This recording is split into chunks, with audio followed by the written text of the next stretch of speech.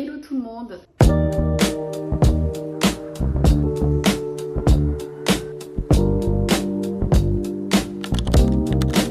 Je reviens pour une deuxième partie de ma vidéo sur le Luxembourg. Je pensais pas que ça allait attirer énormément des vues. Je suis contente que ça vous ait plu. Mais cette vidéo là, c'était vraiment au début où je créais des vidéos. Donc voilà, la qualité n'était pas top. C'était vraiment une vidéo filmée de manière authentique, sans faire beaucoup de choses en arrière.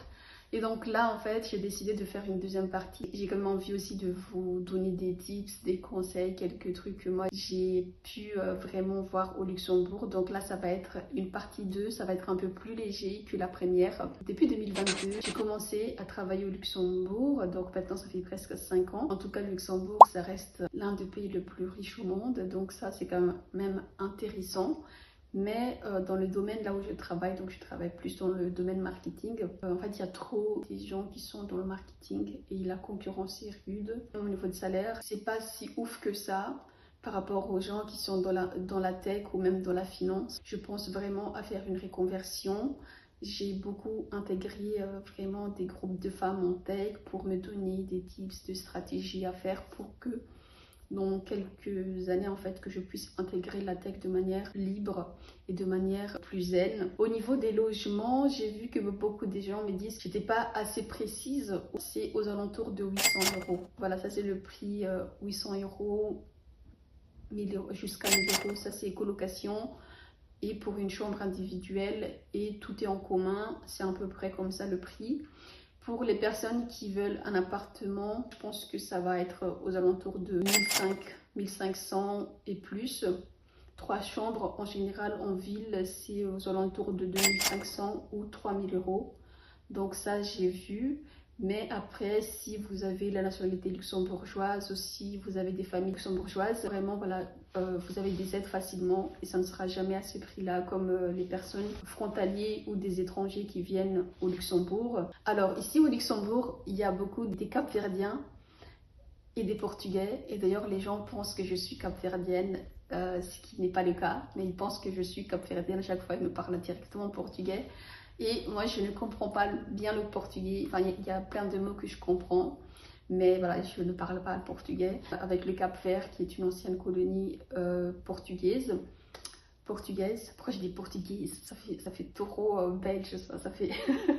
Après, il y a beaucoup des Indiens, surtout dans la tech, et des Anglais et des Américains qui font des services militaires. Il y a quelques Italiens. Il y a énormément aussi des personnes qui viennent des pays de l'Est. Ça aussi, j'ai remarqué. Après, j'ai dû parler beaucoup en anglais. Franchement, voilà, au Luxembourg, en fait, c'est devenu carrément l'anglais. J'ai parlé énormément en anglais, que ce soit entre amis, en dating ou même au niveau professionnel. Donc ça, j'en ai quand même vu beaucoup. Et c'est hyper intéressant, le Luxembourg, c'est hyper chouette. C'est assez différent. J'ai l'impression que le Luxembourg, c'est devenu carrément...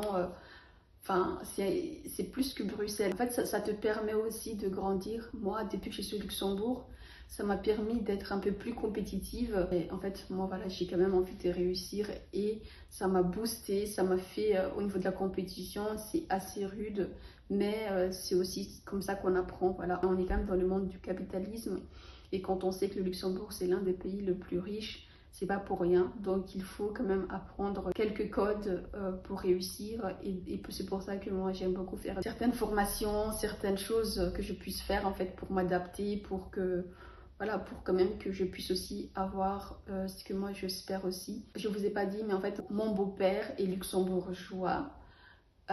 Qui est né au Luxembourg et d'ailleurs il m'avait dit quand il était jeune à 18 ans, comme son père était luxembourgeois et qu'à ce moment-là en fait la Belgique avant le service militaire était obligatoire, comme son père était luxembourgeois et du coup il pouvait avoir la nationalité directement de Luxembourg. C'est des histoires comme ça, l'histoire entre la Belgique et le Luxembourg, c'est depuis longtemps en fait que ça existe cette relation là. Et voilà, c'est devenu carrément des cousins proches. Avant, j'avais vraiment du mal à trouver des amis au Luxembourg, mais maintenant ça va beaucoup mieux. J'ai intégré plein de groupes entre filles, entre Gen Z, entre femmes, donc ça va beaucoup mieux qu'avant. Avant, j'étais pendant presque 2 ans et demi. Des fois, je me sentais tellement seule parce que quand tu as fini de travailler, en fait, je ne connaissais pas beaucoup des gens. Mais maintenant, ça commence à être beaucoup mieux. Oh, le mindset, c'est assez frustrant parce que tout le monde fait de l'argent. En fait. Tout le monde va au Luxembourg pour travailler. Et donc là, moi, honnêtement, dans le marketing, ça me frustre parce que à Bruxelles, j'avais vraiment plus d'opportunités qu'ici. En marketing, j'ai l'impression qu'ici, c'est plus difficile. Et le salaire, c'est pas vraiment ouf. Donc moi, je pense qu'il vaut mieux que je fasse une reconversion en tech. Et aussi, comme j'aime beaucoup les réseaux sociaux et j'ai intégré énormément des groupes de femmes en tech. Donc moi, je pense que en fait, ça m'a toujours attirée. J'avais aussi des croyances limitantes aussi parce que je pensais que je n'étais pas capable faire ça avec des stats, même mathématiques. Je pensais vraiment que ça n'allait pas. Mais en fait, dans la tech, il y a plusieurs types de métiers. Donc il faut choisir ce qui, par rapport à notre profil, à notre personnalité. Donc ça m'a quand même un peu boosté. Donc je pense que j'irai plus me diriger là-dedans cette année et l'année prochaine pour que je puisse trouver facilement de l'emploi et gagner un peu plus parce que le marketing, ça ne va plus. Voilà, ça ne va plus. Maintenant, je vais avoir 26 ans, donc j'ai envie en fait de m'orienter autrement et de réussir plein de choses dans ma vie. Donc là, il faut, voilà, je ne sais pas si c'est à cause de la crise de la vingtaine, mais en fait à 25 ans, c'est là en fait que ça a ouvert vraiment mes yeux sur tout. Et quand on est au Luxembourg, dans un pays le plus riche au monde, et que tu commences très très bas, tu vas apprendre en fait que les 3 règles qui vont vraiment jouer dans le monde professionnel, ou même au quotidien, c'est le capitalisme, le patriarcat et le racisme. En fait, ça, c'est vraiment, en fait, ça, c'est lié. Et au début, j'avais pas cette conscience-là, mais en fait, plus tu montes, il y aura déjà moins des gens de couleur. Et en plus de ça, avec le plafond de verre, la plupart, c'est le patriarcat, en fait, dans le monde, voilà, qui nous dirige.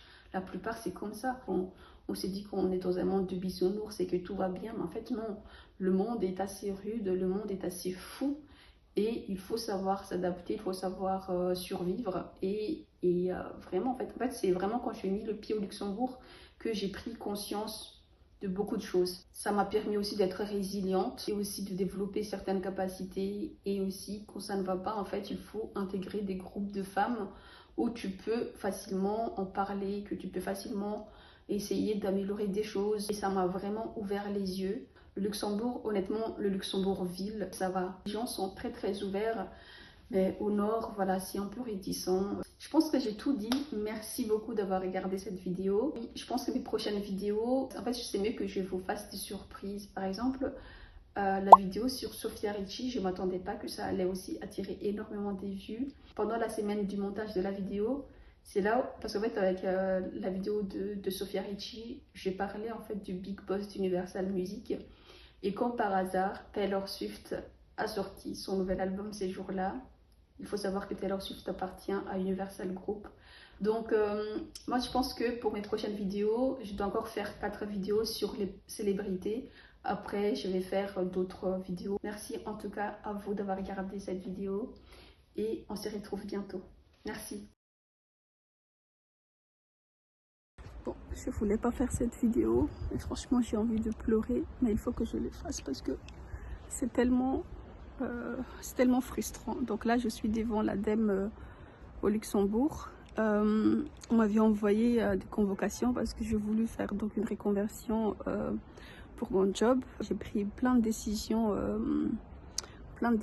donc à côté où donc j'ai tout fait en privé. J'ai payé j'ai un coach pour le travail, donc pour le mindset. J'ai aussi des coachs donc dans ma reconversion en job, ce que je vais faire donc en tech. J'ai intégré des groupes privés où je paye, donc vraiment de toute façon ça me coûte quand même très très cher par mois, où j'apprends donc des informations que je ne pourrais avoir nulle part, même dans les trucs publics comme le Forum ou même pour l'ADEME. Donc le Forum c'est l'équivalent pour la recherche d'emploi en Belgique, et l'ADEME en fait donc c'est l'équivalent du Forum au Luxembourg. Donc j'ai fait tout en privé et tout ça tranquille. Et donc là, il m'avait convoqué le 13. Le 13, je ne pouvais pas être là parce que j'étais au Portugal avec la conférence, la plus grande conférence internationale pour la tech. Donc j'ai voulu quand même être là aussi pour aussi appuyer mon dossier sur LinkedIn. Je leur ai envoyé le document pour dire que je ne pouvais pas être présente. le 6 novembre, je me suis présentée sur place et tout pour leur expliquer comme quoi je ne pouvais pas être là et que j'ai envoyé même un mail avec la preuve que voilà que j'étais pas là, que j'allais au Portugal avec tous les trucs de Web Summit et tout, avec mon billet. Et on m'a dit tout est ok. Et en plus de ça, on m'avait déjà annulé aussi un autre rendez-vous le 6 parce qu'apparemment il n'y avait plus de place. Pour moi, j'étais convoquée pour le 20 novembre. Et donc je me présente. Et là, on m'a dit que déjà en fait que la dame n'était pas là, la dame qui s'occupe de mon dossier. Donc déjà, elle n'était pas là. Et en plus de ça, on m'a dit que qu'ils n'étaient pas au courant que je leur envoyais alors que j'ai bien envoyé sur Luxe, Jeune, Adem, par mail vraiment en fait le document. Je m'étais présentée, j'ai tout fait vraiment et en fait là j'ai vraiment envie de pleurer parce qu'en gros en fait c'est comme si ils s'en foutent de mon dossier et en fait c'est ça que j'essaie vraiment de vous dire, c'est que ce soit le Forum, que ce soit l'Adem, tous les trucs publics en fait j'ai l'impression que ça n'aide pas. Moi en tout cas ça m'a jamais aidé.